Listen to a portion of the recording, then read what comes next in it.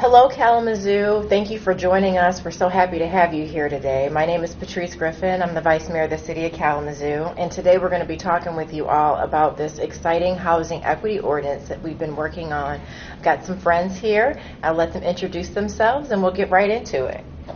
Hi, I'm Shalana Lewis. I'm the Truth, Racial Healing Transformation Director at the Kalamazoo Community Foundation.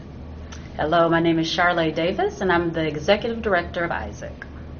Thank you both. So we'll get right into this. For those of you who were not able to chat with us at our work session that we had February 24th, we wanted to make it available for everyone to be able to interact, learn more, and give your input on this housing equity ordinance. So for today, we're just going to go through the background, kind of how we got to this place, and take you through what led to this point and get some feedback. So how do we get to this point? Housing is one of those very, very complex issues that is on the hotbed topics of everyone across the nation. Kalamazoo is no different. But what we have an opportunity to do here is kind of break down some of the barriers that people are going through in rental housing.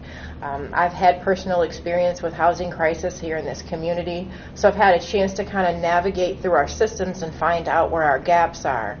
At the same time, really understanding that if we don't address these barriers, even if we build all the new units that we needed, price them affordably for what was needed in the neighborhood and such, without these barrier removals, people will still have a difficult time accessing this housing. And there's several barriers that we can actually do something about. So, a little background.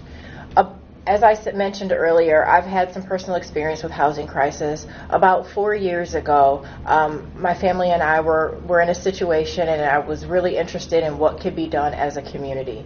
And so I wrote a brief, and that was shared with the wonderful folks at Isaac, who Dr. Charlay is the executive director of. And at the same time, the Government Alliance for Race and Equity was conducting a survey, which Shalana Lewis will get into a little bit later. And all of those things together began to work and drive this force. Thanks. As you mentioned, as the Vice Mayor mentioned, in 2018, a group of us got together and we applied for an innovation grant from the Government Alliance for Race and Equity. It was a really exciting opportunity for us to collaborate in a very different way. And we knew that because of all the reasons Vice Mayor mentioned, housing was a really big issue, and we wanted to dig deep into housing. At the time, we were just starting our TRHT work in Kalamazoo. That's the Truth, Racial Healing, and Transformation work. And we knew that in order to really get to truth and transformation and healing, that housing was going to be a big part of that effort, and really trying to address housing issues in our community. And we were partnering with Isaac, the Fair Housing Center already, and this was a great opportunity to deepen our partnership with the City of Kalamazoo and the Department of Civil Rights around this issue, partially because all of us had an interest and a different need to look and analyze, look at data around housing and analyze that together. And we felt like we could come up with shared solutions and better solutions together. So essentially what the grant was, $20,000 from, it's called GARE, the Government Alliance for Race and Equity. The Michigan Department of Civil Rights added an extra investment towards the city, and the city and the Community Foundation through TRHT also continue to invest in this project, in this partnership together with additional resources as needed. And really what we wanted to do was just strengthen our relationships and strengthen our shared understanding of housing issues. A lot of times we're working in our silos. We might be analyzing data over here, another set of data is being analyzed somewhere else, and we may come to different conclusions. But we really wanted to come out strong with some really important shared next steps after we looked at the issues impacting housing. We connected, and how we was able to do that is we went to tons of housing organizations and providers, and we did community engagement, and we really wanted to deepen our analysis through a racial equity frame. A little bit of background as we came together, as the Vice Mayor mentioned, we knew there was a lot of housing issues. So what we did know already, kind of publicly, is there's a high rate of homelessness in Kalamazoo. Folks, and is particularly impacting young people and impacting the Black population on higher numbers, as we can tell from data that's collected and made public on a regular basis. We also knew that rent prices have been increasing, or at least there was reports of rent prices going up from residents. And we know that there was an increasing investment in development around, and we can continue to see that that's happening. Housing developments were coming up and being discussed. We also know that a lot of social services that we do a great job of providing in our city, there's a huge barrier in those service providers, because if those service providers aren't able to help their clients with housing, some of the other things that they're offering aren't as effective. And so we knew that was an issue from working with a lot of the nonprofits here in town.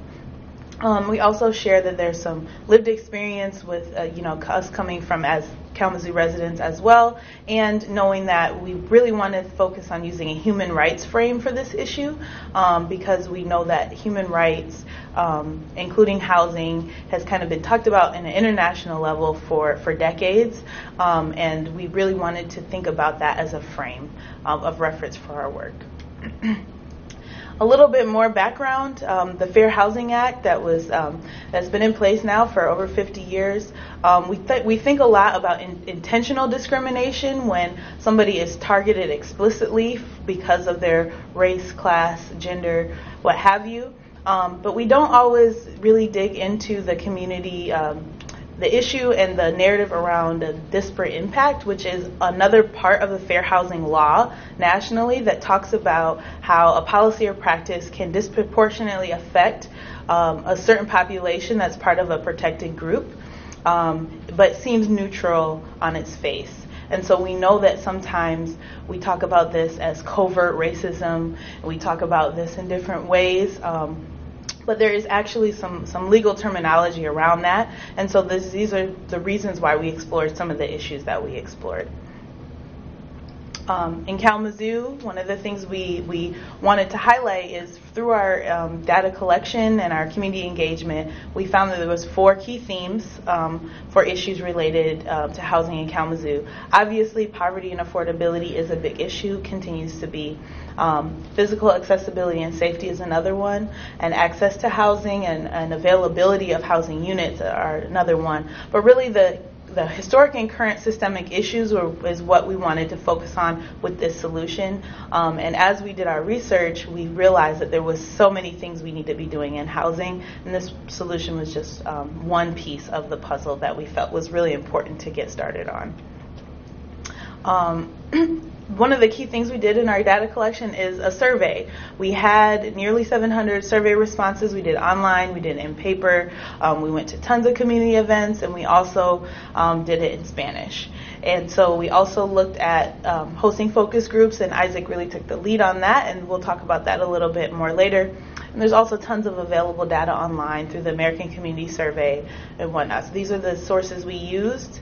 And one of the key things that I wanted to just lift up is, it really matters how you ask the questions and what questions you ask. So one of the first things we asked was what is stopping people from getting housing? What are the perceived and actual barriers people are experiencing right now?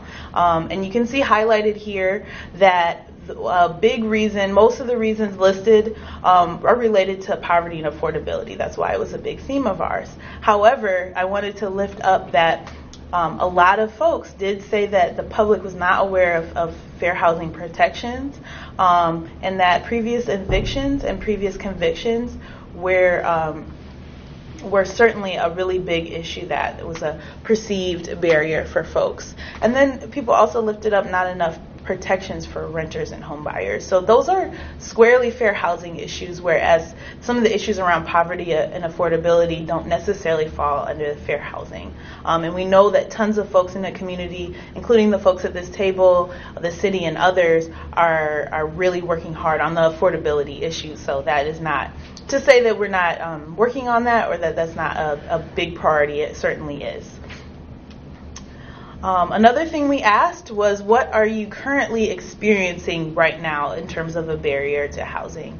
And you can see from the information we collected, Black people who identified our survey as Black had a much higher rate of eviction and convictions as a barrier to housing at that moment. Again, kind of looking at how many issues are related to poverty and affordability, we really wanted to dig into that, why there was such a discrepancy there. Because of the systemic issues that Black people face, because of the disparate impact law, we wanted to dig into the conviction and evictions and look at that through the fair housing and human rights lens. Another question we asked is specifically about discrimination, and we found that a lot of folks are reporting to us in this survey that they, either they themselves or somebody they know had experienced housing discrimination. And of those people who said they themselves experienced it, 74% of our respondents said that identified as non-white said that they had experienced it before. And I think that's telling in and of itself, that folks are saying, yes, I've experienced it. But what's even worse is that it's so low in reporting. 21% of people said that they reported it. And the reasons they say most people didn't was because they were either didn't know where to report, feared retaliation, or just thought that nothing would actually come of it and nothing would happen. And so that really tells a story of our community and how people view housing and are thinking about housing, and how empowered people feel to actually do something when they feel they've been wronged. And so that is a big awareness and enforcement piece that we found in our survey information. Another piece that we asked was the type of discrimination that folks experience. So this is really important too, because these are based on legal definitions of what housing discrimination actually is, and you can see from the chart what folks are saying is actually happening to them, whether they're being denied housing outright, whether they're being steered to another neighborhood, and whether they are being charged more for various reasons or given different rules or stipulations. These are all forms of housing discrimination. And so we really wanted to look at who's experiencing what and what's driving the neighborhood makeup that we see today. And some of these things are very nuanced, but you can see with the demographic information there on the chart of what people are saying they've experienced. So those highlights, we asked other questions. We've had other information, but we thought these were the key points of kind of our thought process and why we got behind this particular solution. And now I'll turn it over to talk a little bit more about the focus groups. Thank you, Lana. So Isaac was extremely grateful that the city of Kalamazoo was able to help resource us to be able to hold these focus groups around housing here in Kalamazoo. Isaac is an interfaith organizing network, and we believe in love, we believe in the power of collaboration and unity, and then also the power of the community voice. Isaac's engagement team participated in historical and cultural competency training to prepare us for this facilitation and these facilitation sessions. Our team, during data collection with Dusty, held sessions in the following locations: Ministry with Community, Senior Services, CARES, El Concilio, which was conducted in Spanish, Isaac, Project Connect, community members who attended Project Connect, and then also the Disability Network. During each session, it was held over lunch or dinner, and we engaged in deep listening. We asked community participants to tell us about the following: their housing journey and what brought them to Kalamazoo. We asked them about semantics as they described their homes and also their neighborhoods.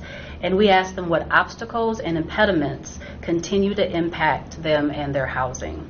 We heard powerful stories. And rightfully, there was anger, there was emotion, there were tears, and there was frustration. We also found that there were common themes that emerged for different people in different locations. So right now we're going to read. I'll read the quotes for you. I found some of the barriers when you're looking for housing to be your color.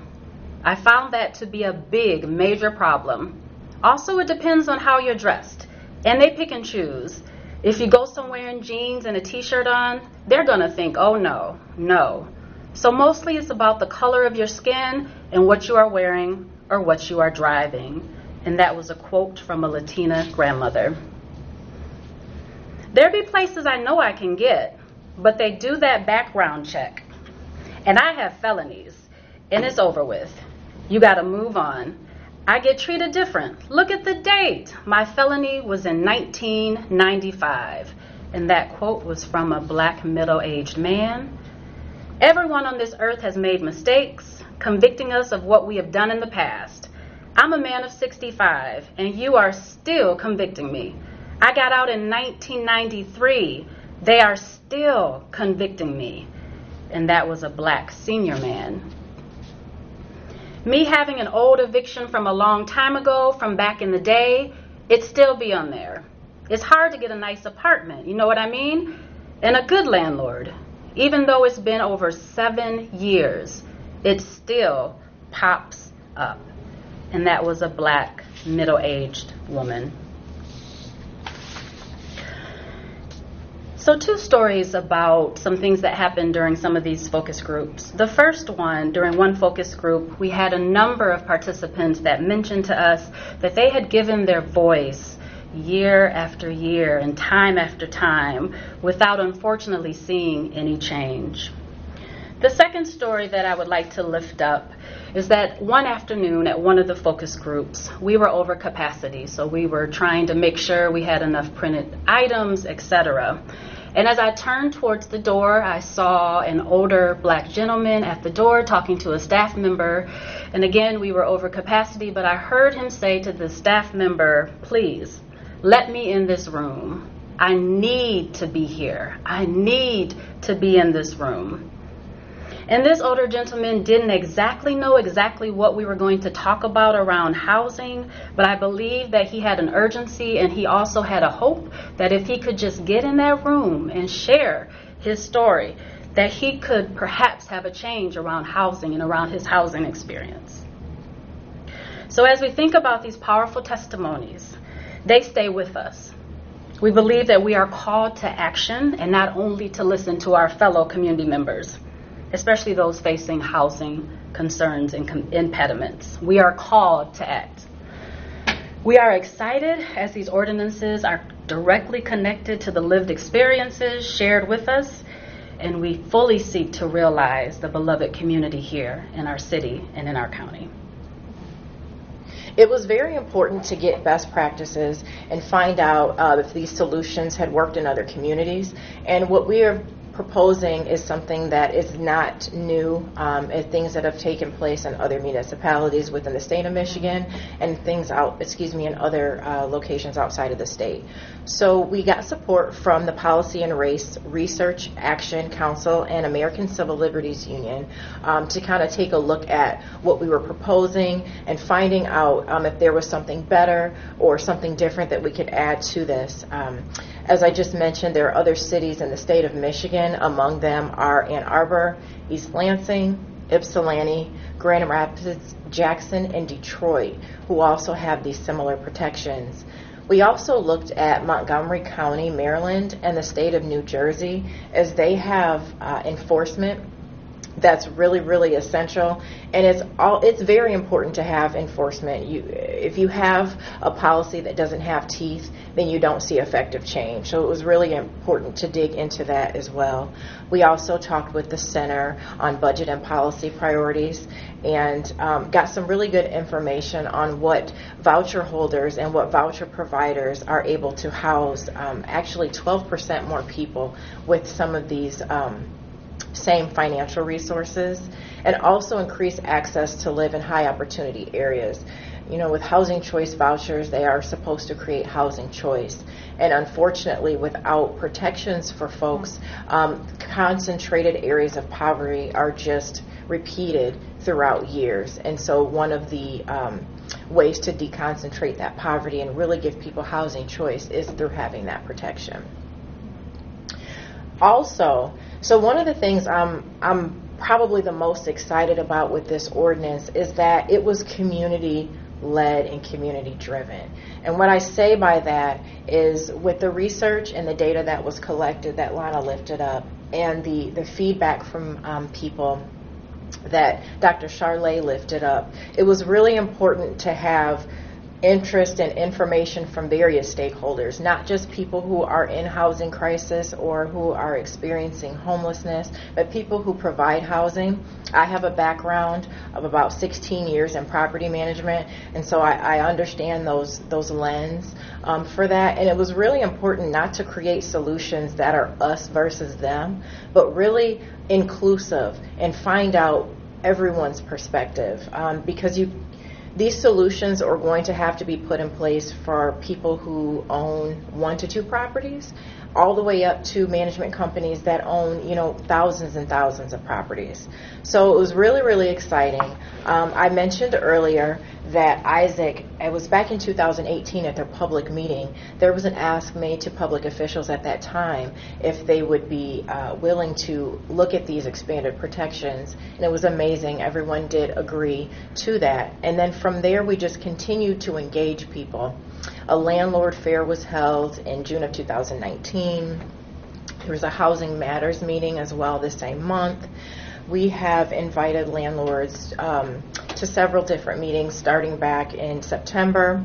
We also had 4 other small group meetings as well. And I can't stress that it was important to not just take input from one particular type, from owner-owned, property management, and just as many different types of people as possible, because again, you're not going to be able to get a solution with just one group of folks. It was important to get expanded input. We also had about 1,700 doors knocked, which was amazing regarding this proposal, to really get on the ground and meet people where they are, because we understand that everyone cannot come out to meetings, everyone does not look in social media, and so on and so forth. So really just making that effort to get feedback from people where they are.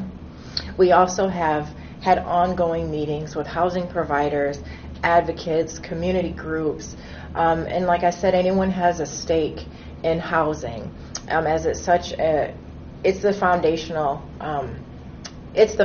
for folks. You're either going to thrive or not based on your housing. So it intersects with a lot of different areas.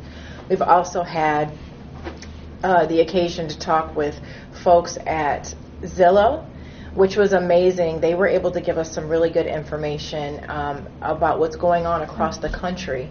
And as I mentioned before, these aren't any new protections, and there are many different municipalities who are looking to enforce or adopt the same things.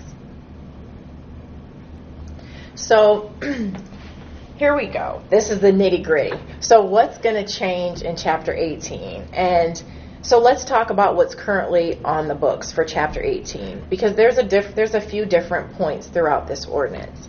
So currently, if you see, these are the current protected classes, and this includes both federal, state, and our local protections for gender identity and sexual orientation. With this new ordinance, the proposed changes also increase protected groups. So those would be educational affiliation, because we know that we live in a town that has an amazing amount of colleges, but people have difficulties finding housing based on their student status. Source of income, which is how you pay your rent. Status as a victim of domestic violence. Personal identification method. We have a wonderful county ID program, and what does that look like as people go to get into housing, as well as prior arrest and conviction record. Also, one of the changes has to do with enforcement. As we know, it was mentioned earlier, the Fair Housing Act was signed in over 50 years ago, but one of the criticisms with these protections, and really any protection that you put in place, is the teeth and how it will be enforced. An ordinance is only as good as the teeth. So we already had language in place to have a board of this nature, but we didn't actually have that board in place. So what the Civil Rights Board would be tasked with doing is fostering a mutual understanding and respect among the people in the city, to discourage and to prevent discriminatory practices, to evaluate the impact of anti-discrimination efforts, as well as decide disputed cases of discrimination after investigation by the city manager. So one of the barriers to getting into housing for anyone who's ever tried to or assist with anyone in getting into housing is application fees. You can spend upwards of $100 on one application because everyone over 18 is generally tasked with paying that application fee. And what happens is people aren't notified whether or not they have received or been approved. People are just waiting in limbo. So for myself, when we were in housing crisis, your main focus is to try to secure housing. So it's easy to apply to 4 or 5 places a week. Well, that adds up. And so what this ordinance would essentially do would be limiting the actual cost of conducting a background check. And for example, you have one apartment that's available for rent, and let's say a person accepted 30 applicants. And after they've reviewed and gone through, let's say, the first 3 applicants, that third person, they've been approved.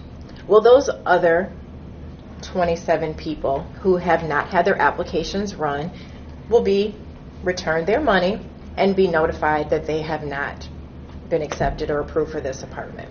And that is the spirit of this piece of the ordinance. Another essential piece, as was mentioned before, has to do with the protection for people with personal identification methods.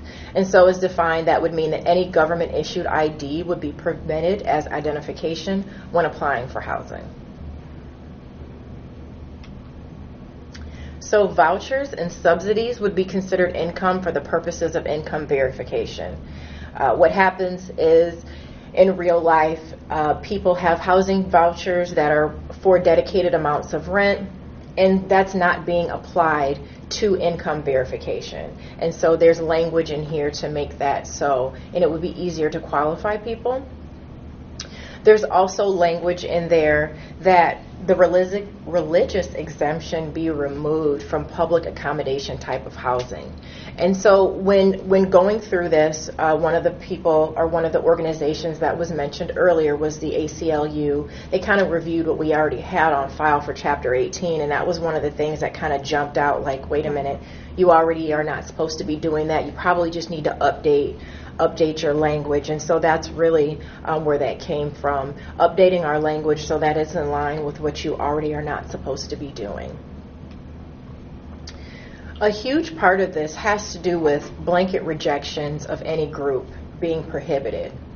So what this looks like in real life is, for those of you who don't know, the federal government already passed down guidance through HUD back in 2016 that said that you cannot have a blanket policy that refuses to rent to someone based on their criminal background, because the federal government acknowledged that people of color, black and brown folks, are disproportionately impacted by the criminal justice system.